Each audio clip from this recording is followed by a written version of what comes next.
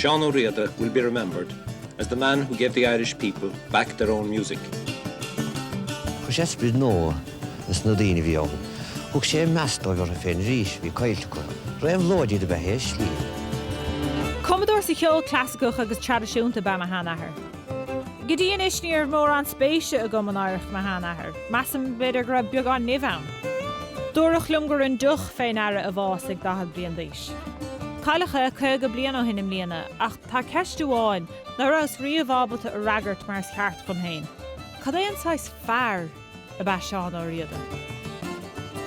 Hadig sé an tóráníocht ó machchastíí timp na háte segus an élíocht begin tú.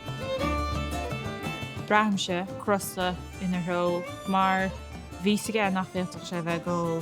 Ní bhéingar buide leis an éair. Mar an duine a héal chum más a sédla.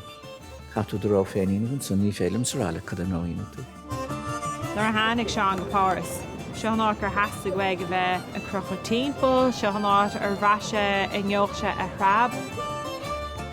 Hánig duine isteachchan san saoil chuatha, thug sé ardú manman dóibh. Agus an san just bhí an bás tubaistech tapig dúirc.